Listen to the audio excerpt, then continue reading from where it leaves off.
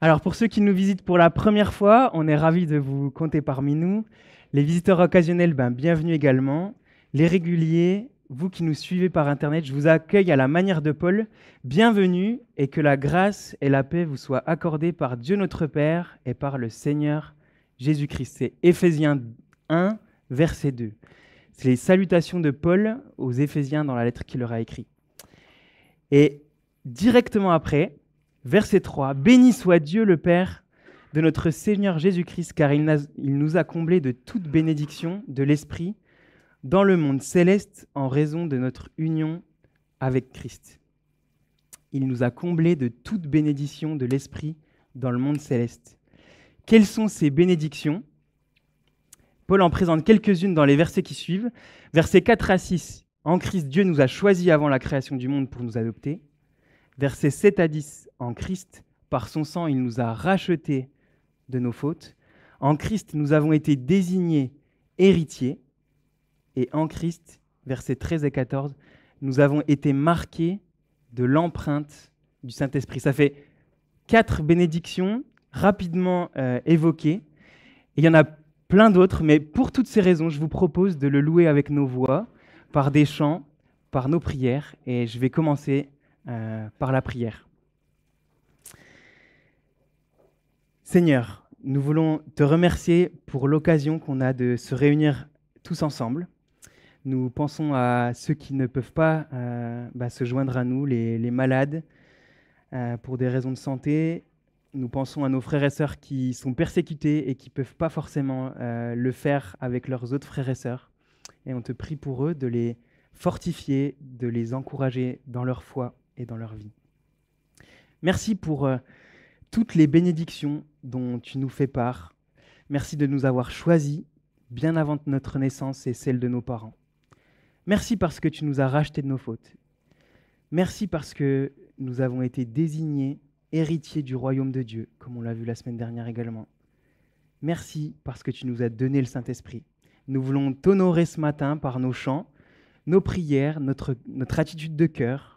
Et justement, nous te demandons de disposer nos cœurs à t'adorer, à te louer, à laisser nos tracas de côté et à nous concentrer sur toi et à te donner toute la reconnaissance qui t'est due parce que nos cœurs débordent de reconnaissance et on est parfois flouté par les problèmes de la vie. Eh bien, dispose nos cœurs à t'adorer, à te remercier.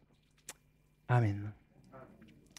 Je vous propose de vous lever pour le chanter avec un chant qu'on a appris au groupe de chant il y a 2 ans, si je ne me trompe pas. On l'a chanté peu de fois et c'est l'occasion de le rechanter. Héritier, justifié, bien-aimé, délivré en Christ, jamais condamné, héritier par le Père, adopté, nous sommes scellés pour l'éternité. Je vous propose de chanter ce chant.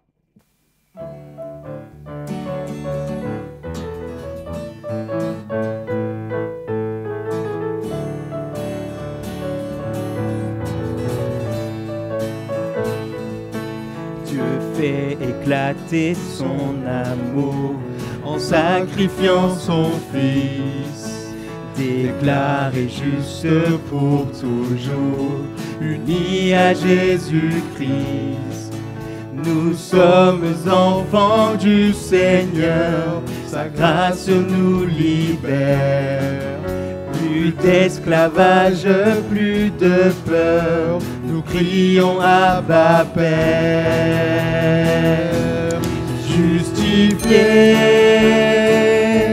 bien-aimé, délivré, en Christ jamais condamné. Héritier par le Père adopté, scellé pour l'éternité.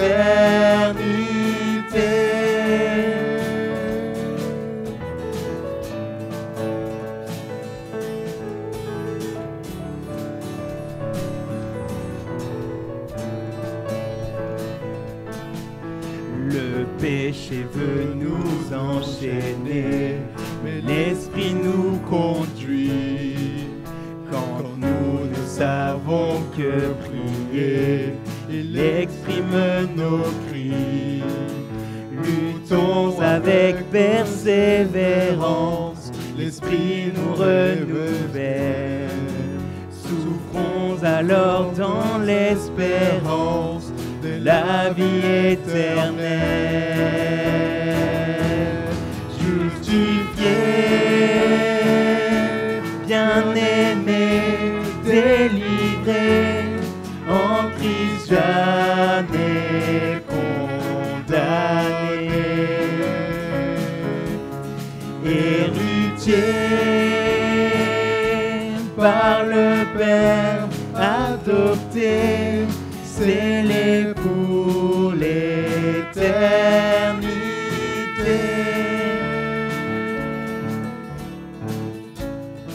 Qui pourrait nous accuser? Qui pourrait nous accuser? Qui pourrait nous condamner? Qui pourrait nous séparer de l'amour de Dieu en Christ?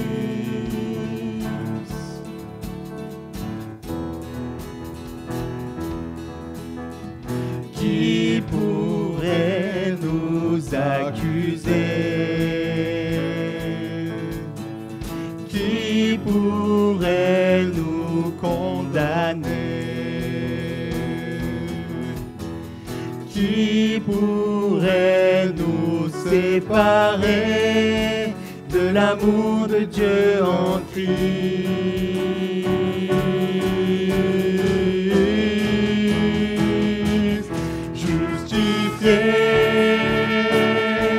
Bien-aimés, délivrés, en Christ jamais condamnés. Héritiers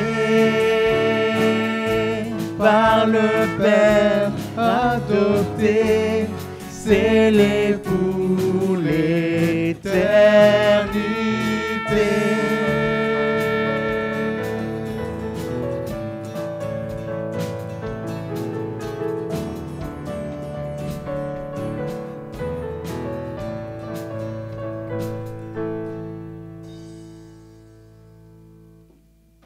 C'est un beau chant, on va continuer à l'apprendre, je pense, en église.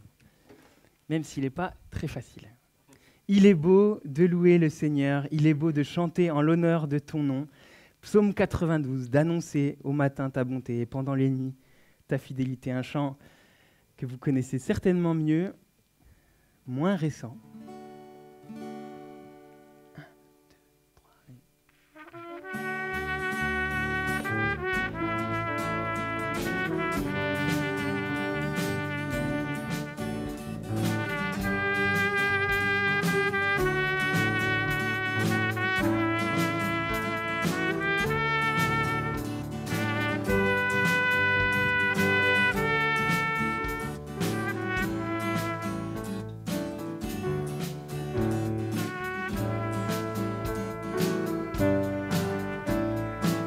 Il est beau. Il est beau de louer le Seigneur.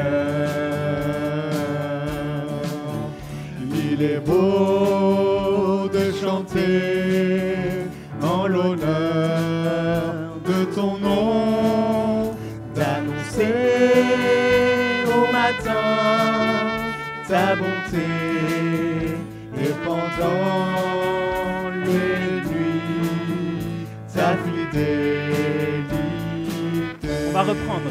Il est beau de louer le Seigneur. Il est beau de chanter en l'honneur de ton nom, d'annoncer au matin ta bonté et pendant les nuits ta fidélité. Tu me réjouis. Tu me réjouis béni par tes œuvres, ô Éternel, et je chante avec allégresse l'ouvrage de tes mains, que tes œuvres sont grandes, ô Éternel, que tes œuvres sont grandes, que tes pensées sont profondes. Il est beau de louer le Seigneur. Il est beau de chanter en l'honneur de son nom, d'annoncer au matin ta bonté pendant les nuits, ta fidélité, et pendant les nuits, ta fidélité,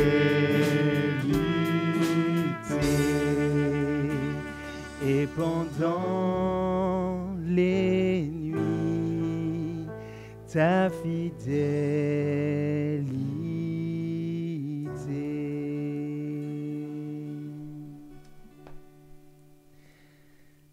Il est bon de louer le Seigneur, il est bon aussi de pouvoir compter sur lui, de s'appuyer sur lui, de se reposer en lui, dans les bons moments et dans ceux qui sont plus difficiles.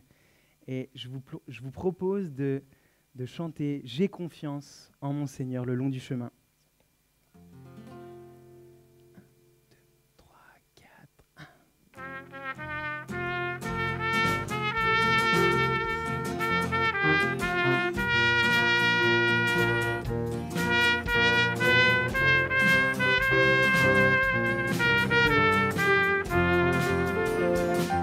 J'ai confiance en mon Seigneur le long du chemin. J'ai confiance en mon Seigneur et il tient ma main. À travers l'orage grondant, mon cœur reste en paix. J'ai confiance en mon Seigneur et je suis gardé. C'est l'ami fidèle, le plus grand ami.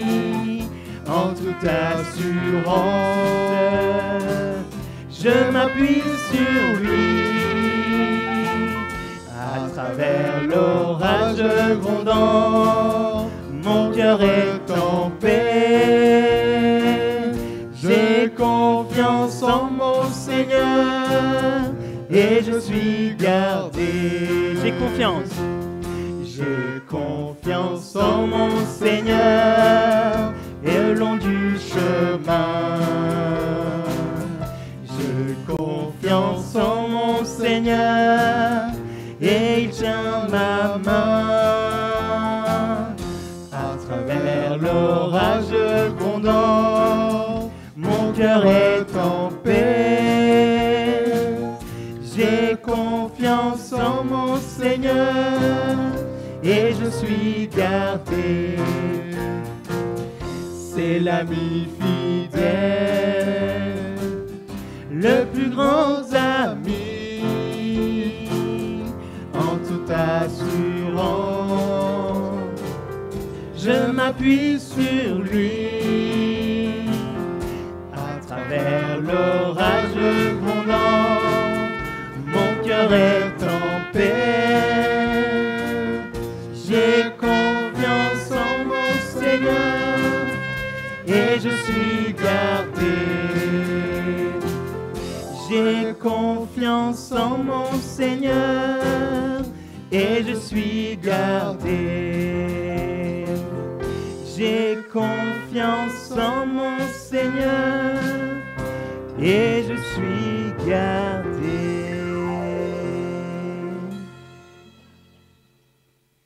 Nous plaçons notre confiance en Dieu et nous avons raison de le faire parce qu'il est fidèle et compatissant. Il nous aime et il aime quand nous venons à lui. Je vous propose de chanter « Mon seul abri, c'est toi ».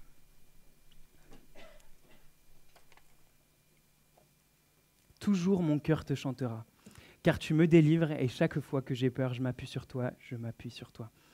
On va le chanter une fois ensemble, et puis ensuite les hommes chanteront avec Nathan, il y aura la trompette aussi, et puis les femmes chanteront avec moi. Ok ?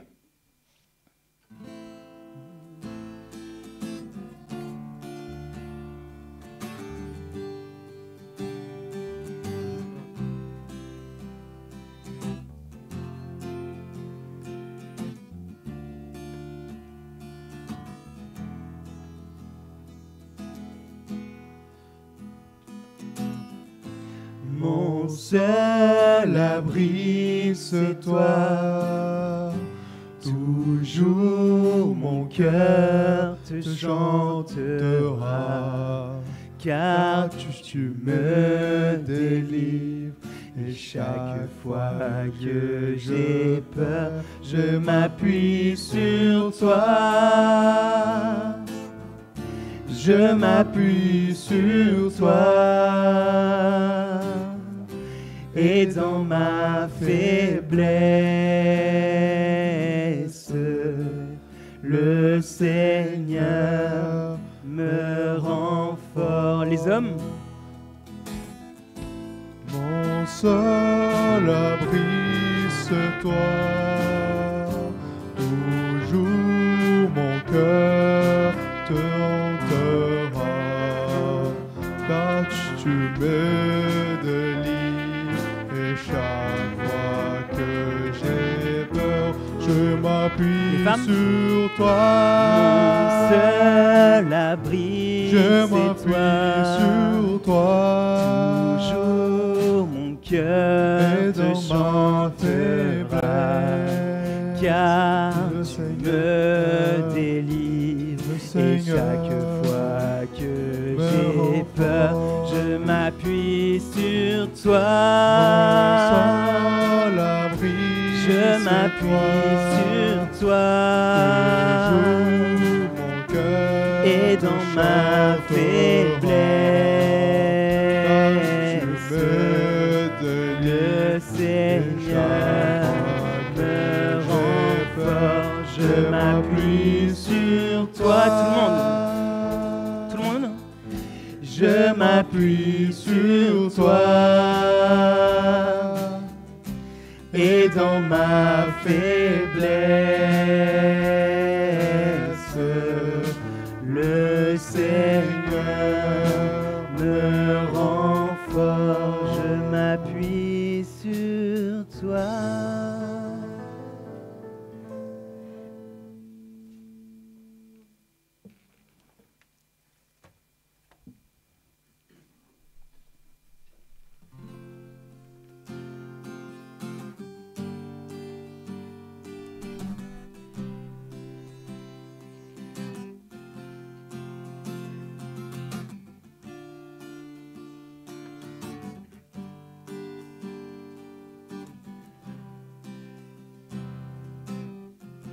Je suis né pour te louer.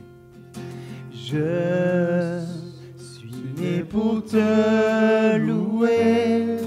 Je suis né pour glorifier ton nom. En toutes circonstances, apprendre à te dire merci. Je suis né pour t'aimer. Je suis né pour t'adorer, mon Dieu. Obéir à ta voix. Je suis fait pour toi. Je suis né pour te louer. Je suis né pour glorifier ton nom. En toutes circonstances, apprendre à te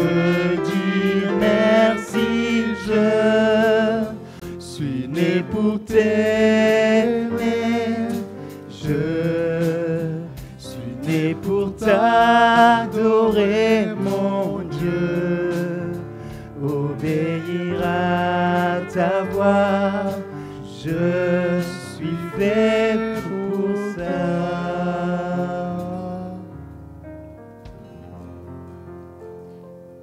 Merci Seigneur.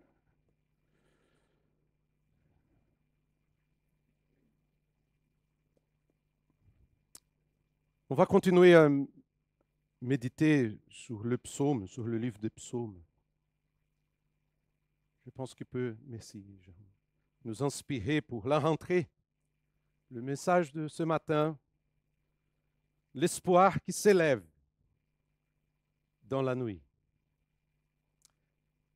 La vie est faite des hauts et des bas, de joie et de peine, de rêves et de frustrations, de journées ensoleillées et de nuits sombres et froides.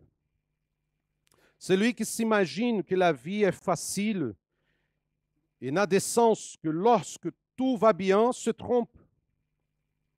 Ce qui est pire, c'est que certains pensent et même prêchent que la marche avec Dieu nous libère de la souffrance dans la vie. Parfois, la souffrance est le résultat de nos attitudes. D'autres fois, elle provient du mal humain qui affecte tout le monde. Et il y a aussi la permission divine qui peut travailler dans nos vies. La différence, c'est que nos erreurs et celles d'autres personnes révèlent le péché humain. Mais quand Dieu permet que nous traversions certaines tribulations, il vise à notre sanctification et à notre croissance. Sachons-le une chose, un jour ou l'autre, nous serons confrontés à cette nuit difficile et angoissante. Jésus l'a vécu à Gethsémani, quelques instants avant d'être jugé et crucifié. Le psaume auquel j'aimerais réfléchir avec vous ce matin est une prière pour la nuit.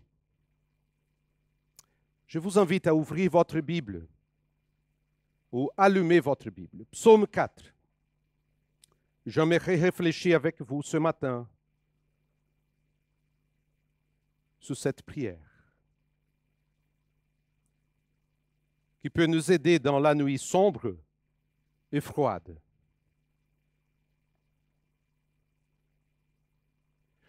Au chef de chœur, avec instrument à cordes, psaume de David.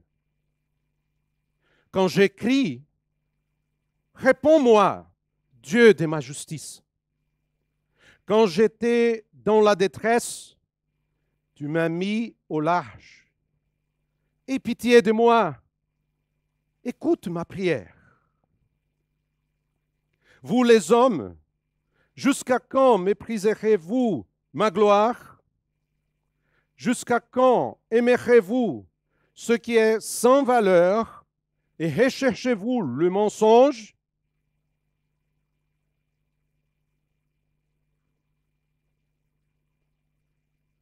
Sachez que l'Éternel s'est choisi un homme fidèle.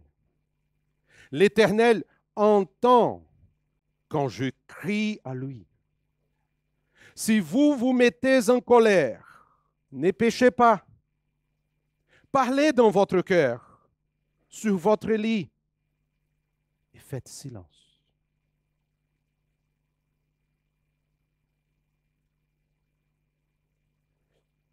Offrez des sacrifices conformes à la justice et confiez-vous en l'Éternel. Beaucoup disent, qui nous fera voir le bonheur? Fais briller la lumière de ton visage sur nous, Éternel. Tu mets dans mon cœur plus de joie qu'ils n'en éprouvent quand abonde leur blé, leur vin. Je me couche et aussitôt je m'endors en paix. car c'est toi seul, Éternel, qui me donne la sécurité dans ma demeure. Comme le psaume 3 que nous avons médité la dernière fois, ce psaume est aussi une prière. Et on comprend tout de suite que se rendre au lieu de la prière, se retrouve dans un lieu de paix. Même si les pressions restent les mêmes. Mais l'idée centrale de ce psaume n'est pas forcément la prière, mais le fait de savoir ce qui est vraiment important, de se confier entièrement à l'Éternel. Il est possible que ce psaume soit lié au précédent, lorsque David fuyait son fils, c'est-à-dire qu'il se sentait humilié, entouré de mensonges, de taquineries et de mélancolie. Quiconque a déjà souffert de malveillance sait à quel point est terrible de penser que les autres disent du mal de nous, n'est-ce pas? Et quand cela arrive, comment devons-nous réagir? Imaginez David, voyant ses soldats et une partie de sa cour totalement découragés, alors qu'il se prépare à aller se coucher. C'est peut-être ce que nous ressentons lorsque nous vivons quelque chose de semblable. Lorsque la fin de la journée arrive et nous pensons au moment où le combat se terminera. Ce psaume nous propose 4 actions. 4 actions pour affronter les nuits qui nous entourent. Tout d'abord, prier sincèrement. Nous pouvons réciter des mots et penser que c'est une prière, ou nous pouvons prier véritablement. Il y a un risque lorsque nous prions, et cela doit être pris au sérieux. Nous pouvons prier au mode pharisien Power Plus. Pourquoi dis-je cela? Parce que ce type de prière est centré sur soi-même et non sur la volonté de Dieu. Elle ne vise pas la gloire de Dieu. Elle ne vise pas l'établissement du royaume de Dieu dans le monde. Et quelles sont les caractéristiques d'une prière sincère? Observez le texte, verset 2. Quand je crie, réponds-moi, Dieu de ma justice. Quand j'étais dans la détresse, tu m'as mis au large. Aie pitié de moi, écoute ma prière. Il y a 4 aspects importants ici sur la prière sincère. La prière sincère est urgente. Quand j'écris, réponds-moi, Dieu. Avez-vous déjà remarqué que nous prions davantage et avec plus de concentration lorsque nous sommes confrontés à des problèmes et des défis? Deuxièmement, elle repose sur la justice de Dieu. David dit, Dieu de ma justice. David ne dit pas qu'il est juste, mais que Dieu est sa justice dans les moments difficiles. La prière s'appuie sur le caractère de Dieu en tant que défenseur de la justice et sur l'aspect personnel de son alliance dans laquelle il est le protecteur de siens. Troisièmement, la prière sincère est spécifique. Quand j'étais dans la détresse, tu m'as mis au large. C'est très intéressant parce que ce mot détresse implique d'être coincé dans un coin étroit. C'est pourquoi il n'est pas attardé sur d'autres sujets, Mais il est allé droit au but. Il est pris d'une façon spécifique. C'est ma détresse. Et quatrièmement, la prière sincère dépend de la miséricorde divine. Aie pitié de moi, écoute ma prière. Le mot porte la même idée de grâce, de faveur, une supplication qui demande une action favorable. La question que je vous pose ce matin est, quelle a été votre détresse ces derniers jours? Avez-vous prié ainsi? D'une façon sincère? Je sais que prier n'est pas facile, surtout quand les choses ne vont pas bien. Quand tout va bien, nous avons tendance à baisser la garde et parfois à passer en pilote automatique. Et quand les choses ne vont pas bien, nous avons tendance à demander « Où est Dieu ?» Et parfois, nous sommes tentés de nous plaindre de la situation sans évaluer les faits. Nous prions pour la guérison, elle ne vient pas. Nous demandons la conversion de nos enfants, mais ils semblent devenir plus rebelles. Nous attendons le soulagement, le chômage arrive. Nous regardons les méchants, il nous semble qu'ils sont dans une meilleure situation que nous qui allons à l'église tous les dimanches. Pourquoi devrais-je continuer à prier? Observez le texte, verset 3. Vous les hommes, jusqu'à quand mépriserez-vous ma gloire? Jusqu'à quand aimerez-vous ce qui est sans valeur et recherchez-vous le mensonge?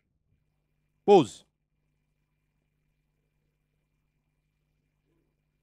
Le contexte dans lequel se trouvait David n'était pas facile, car beaucoup de gens avaient suivi Absalom dans sa révolte. Beaucoup parlaient mal de David et se vantaient peut-être du nouveau pouvoir qui s'établissait. Cependant, les hommes, ou littéralement les fils de l'homme, des hommes, s'appuyaient sur ce qui était futile et mensonger. C'est-à-dire que l'autorité de David avait été soumise au mépris par les fausses promesses et les calomnies de l'ennemi. Et cela nous enseigne une chose importante. Lorsque nous prions, nous sommes sur un champ de bataille. Lorsque nous prions, nous sommes sur un champ de bataille. Nous devons affronter divers ennemis qui nous accusent souvent. Cela peut être notre esprit, nos souvenirs, nos culpabilités, nos ressentiments, des phrases qui résonnent dans notre esprit et dans notre cœur, prononcées par des personnes qui ont essayé de nous faire mal. Parfois, ce sont les accusations du diable qui tentent de nous détourner du chemin de la confession, de la sainteté, du pardon, en sémant le doute quant au caractère de Dieu, ce caractère miséricordieux de Dieu. Vous avez déjà senti ces choses? On commence à prier, tout à coup, certaines voix commencent à dire, tu ne peux pas prier. Tu n'es pas parfait. Tu te rappelles ce que tu as fait? Ou parfois des phrases. Tu n'es pas bon. Tu es méchant. Des gens qui nous accusent. Au moment de la prière, c'est un moment de bataille. C'est pourquoi nous devons prier sincèrement. Mais nous devons également appliquer une deuxième chose, connaître la vérité. Le psalmiste dit au verset 4, « Sachez que l'Éternel s'est choisi un homme fidèle. L'Éternel entend quand je crie à lui. » C'est très intéressant parce que savoir ici signifie littéralement connaître. Cela renvoie l'idée d'être familier avec quelque chose, d'en être conscient. Malgré les mensonges et les calomnies de l'ennemi, David se souvient de ce qu'il doit savoir. L'Éternel connaît les siens. L'Éternel connaît. Il distingue les pieux. Le mot ici évoque l'idée de celui qui est juste, saint et craintif de Dieu. L'expression est encore plus profonde. Le pieux est celui qui pratique la miséricorde. Le pieux est celui qui est bienveillant. Celui qui craint Dieu. Regardez bien ces choses. Celui qui craint Dieu agit avec bonté, miséricorde et grâce envers les autres. On peut voir que celui qui est mauvais manifeste toujours sa froideur, son antipathie et sa dureté envers les autres. C'est pourquoi priez en vous appuyant sur la vérité suprême que, malgré ce que les gens disent, malgré ce que le diable dit, ce qui compte, c'est que Dieu nous connaît. Le texte dit littéralement, « Mais sachez que l'Éternel, mis à part, c'est lui qui est pieux. » C'est ça que dit le texte d'une façon littérale. Et le texte est fabuleux, car il nous montre que Dieu a mis à part, Dieu a séparé le pieux. Et c'est difficile même de traduire cette expression, parce qu'elle signifie aussi distinguer. Mais elle peut être traduite par faire la différence, montrer merveilleux, séparer, mettre à part, rompre, faire merveilleusement. Cependant, ce mot est principalement utilisé en référence à Dieu lorsqu'il agit au-delà des limites humaines. En d'autres termes, le pieux est celui que Dieu aime d'un amour immuable.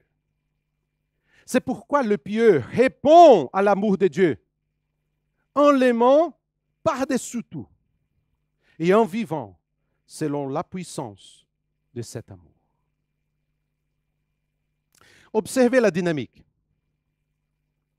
Priez sincèrement, car malgré toutes les paroles malveillantes qui sont prononcées, notre intention ne se porte pas sur la méchanceté humaine, mais sur le fait que Dieu nous aime d'un amour éternel.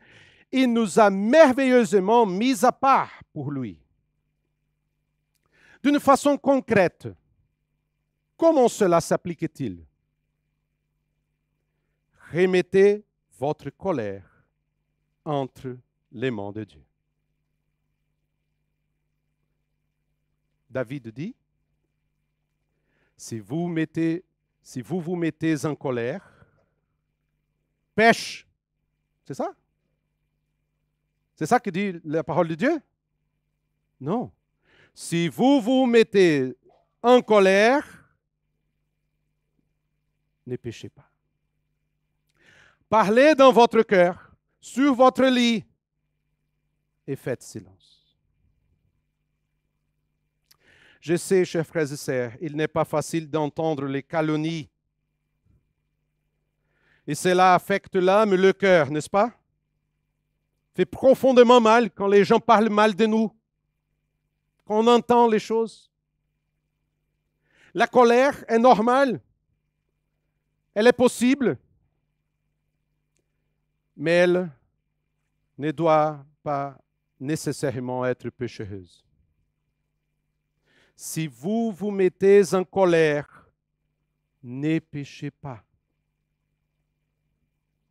Nous devons décider si nous voulons dormir en paix au fait des cauchemars à cause de tout ce que les autres disent de nous. C'est pour ça que le texte dit « Parlez dans votre cœur ». Littéralement dit « Consultez votre cœur ». C'est une expression hébraïque courante qui signifie réfléchir, méditer. C'est pourquoi notre prière doit être prise très au sérieux. Être le fruit d'une réflexion fondée sur la vérité de Dieu qui place devant lui la peur et l'angoisse. Remarquez qu'après le verset 5, il y a une pause pour nous rappeler que la nuit, nous ne devons pas être inquiets et agités, mais apaiser notre âme. Vous avez dormi bien ce soir? J'espère. Faites silence. Pause.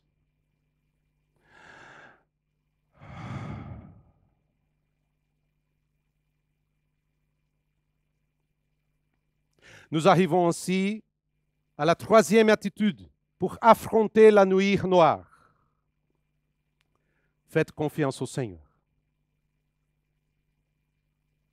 Le verset 6, David dit « Offrez des sacrifices conformes à la justice et confiez-vous en l'Éternel. » Une prière sincère qui s'appuie sur la vérité de Dieu, mais qui lui fait confiance. Nous devons décider si nous voulons passer une nuit agitée ou si nous voulons adorer et faire confiance à l'Éternel. Imaginons David et tous ceux qui l'accompagnaient. Il était en fuite, fatigué, essayant d'attendre le plus rapidement possible un endroit sûr. Le texte de 2 Samuel 17 dit que David s'enfuyait pendant toute la nuit. Dans une telle situation, que devait-il faire? Que ferions-nous? Offrir des sacrifices de justice. Offrir des sacrifices de justice signifie se rapprocher de Dieu. Et c'est très intéressant parce que ce concept, dans la loi, nous montre qu'il y a 3 types de sacrifices.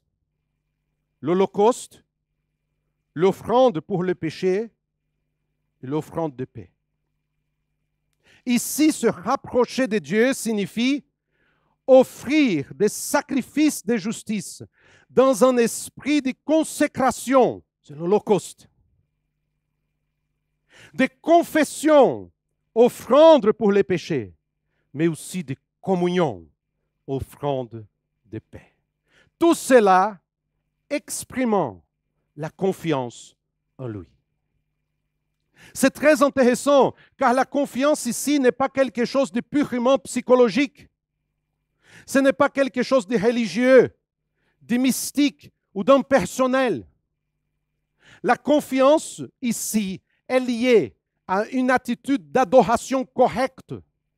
Cette adoration représentée ici par l'acte d'offrir des sacrifices à Dieu nous rappelle l'importance de connaître Dieu personnellement. Adorer Dieu, chers frères et sœurs, c'est plus que chanter. Et lui faire confiance, c'est plus que le considérer comme un soutien moral face à nos difficultés. La véritable confiance en Dieu est le fruit d'une âme qui s'abandonne à lui. Lorsque nous nous soumettons au Seigneur, en remettant nos agitations entre ses mains, en abandonnant ce qui nous apporte colère et angoisse, nous trouvons le calme dont nous avons besoin. C'est pourquoi nous devons faire preuve de la plus grande prudence, car le manque de confiance nous conduit au découragement. C'est pourquoi il faut combattre le découragement par la prière appropriée. Et c'est très intéressant parce que David, il dit ces choses. Beaucoup disent, qui nous fera voir le bonheur? Fais briller la lumière de ton visage sur nous, Éternel. Beaucoup de gens trébuchent ici, car face aux conflits et aux difficultés de la vie, ils désespèrent et tombent dans le découragement, adoptant un esprit défaitiste. Qui nous fera voir le bonheur? Qui nous fera voir les meilleurs jours? Qui nous fera voir la bénédiction? Qui nous fera voir la santé? Cette expression révèle l'anxiété de l'âme, l'inquiétude face aux dangers et aux frustrations de la vie. Cependant, alors que certains de ceux qui étaient avec David aspiraient à des temps meilleurs, David aspirait à Dieu. Il prie, fais briller la lumière de ton visage sur nous, Éternel. C'est un contraste. La critique, l'anxiété et l'espérance. Qui nous fera voir le bonheur? Oh Seigneur, fais briller sur nous ta face. Demander à Dieu de faire resplendir son visage nous rappelle la bénédiction d'Aaron. Nombre chapitre 6. Est une merveilleuse métaphore où Dieu est comme la lumière qui jaillit dans les ténèbres. Le sourire de Dieu sur son peuple implique sa miséricorde, car il agira pour libérer son peuple de tous ses problèmes. Tout cela nous conduit à la dernière attitude à adopter pendant les nuits de l'âme. Reposez-vous entre les mains de Dieu. Le témoignage de David est clair. Tu mets dans mon cœur plus de joie qu'ils n'en prouvent quand abonde leur blé, leur vin. Je me couche et aussitôt je m'endors en paix, car c'est toi seul, Éternel, qui me donne la sécurité dans ma demeure. Remarquez une fois encore le contraste entre le découragement qui nous fera voir le bonheur et la confiance qui repose dans l'Éternel. Tu mets dans mon cœur.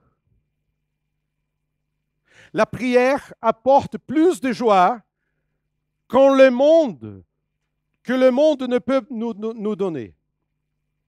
Lorsque David compare la joie qui vient de Dieu au blé et au vin, l'idée était claire. Ces choses représentaient une grande richesse. Le blé, le vin, l'huile, parce qu'il y a des textes qui, on peut lire ces choses aussi. Ces choses représentent une grande richesse, une bénédiction matérielle. Mais rien ne peut se comparer, aucun plaisir, aucun bien financier ou matériel ne peut remplacer la joie qui vient du ciel. Vous pouvez gagner beaucoup d'argent dans ce monde. Vous pouvez ajouter beaucoup de biens matériels. Sans Dieu, vous êtes pauvre. Vous pouvez acquérir beaucoup de connaissances, des formations, licence, master, doctorat, postdoc. Sans Dieu, vous êtes fou.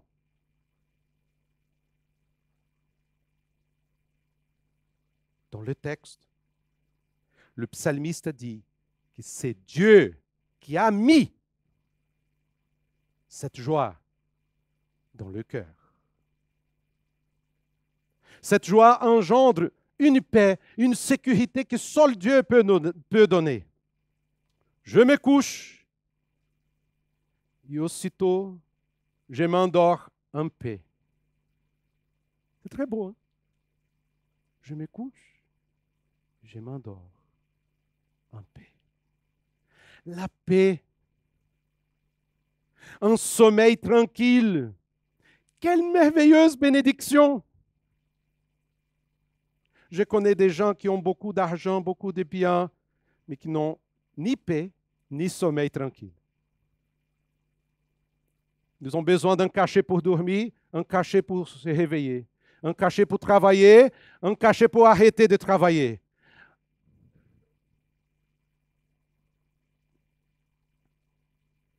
La paix n'est pas une conquête personnelle. La paix ne s'achète pas avec l'argent ou le bien matériel. La paix est le résultat de celui qui marche avec Dieu et qui lui fait confiance. C'est pourquoi David a déclaré avec conviction, car c'est toi seul, Éternel, tu me fais vivre en sécurité. Remarquez bien cette expression, car c'est toi seul. Toi seul. Il n'y a autre, il n'y a pas d'autre. C'est-à-dire qu'il n'y a personne d'autre qui puisse faire cela.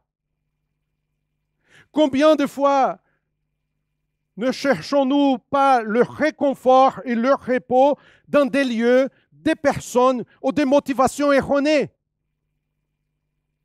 La sécurité de notre vie ne réside pas dans une autre personne.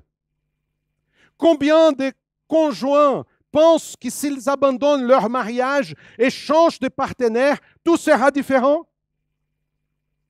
Combien pensent que s'ils gagnent plus d'argent, ils auront la sécurité qu'ils désirent? Ayons non seulement le courage d'affronter les difficultés de la vie, mais surtout de reconnaître qu'il n'y a pas de solution, il n'y a pas de salut, il n'y a pas de libération, il n'y a pas de paix, ni de repos. Loin du Seigneur.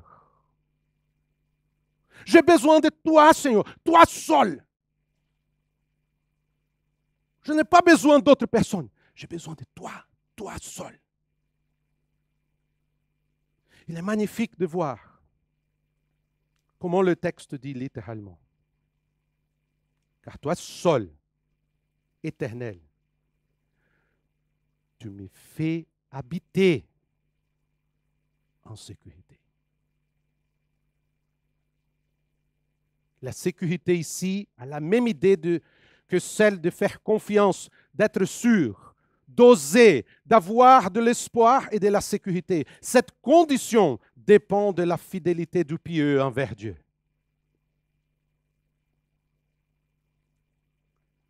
Quatre actions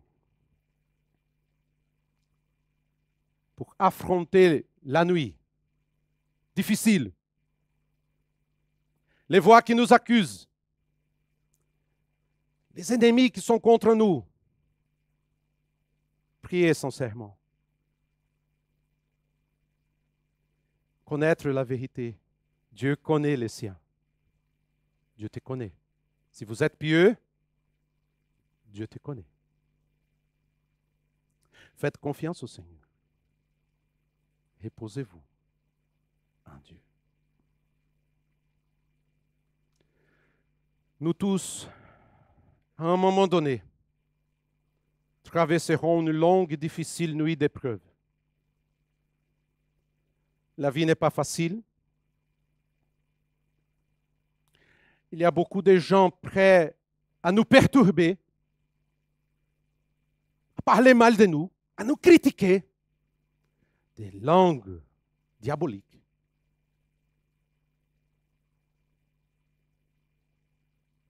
Beaucoup de gens sans aucune crainte de Dieu, prêts à nous persécuter, des gens envieux, jaloux, rancunière, sans joie, sans Dieu.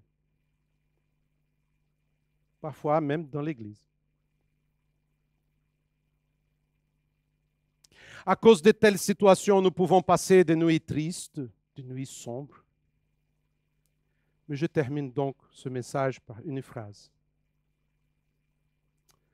Dans la nuit obscure, ne craignez rien, mais priez sincèrement, en vous appuyant sur la vérité que Dieu vous connaît, en lui faisant confiance et en vous reposant sur lui, car seul le Seigneur peut vous donner ce dont vous avez besoin, la paix et la sécurité.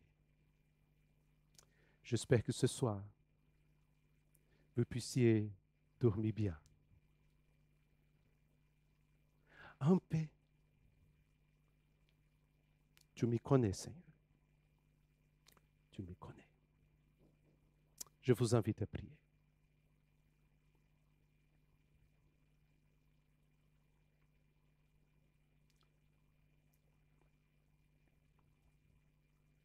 Seigneur notre Dieu, notre Père, nous te remercions parce que tu es notre sécurité. Nous pouvons faire confiance en toi, Seigneur. Et ta parole nous inspire à aller devant ta face et prier sincèrement. À ouvrir le cœur.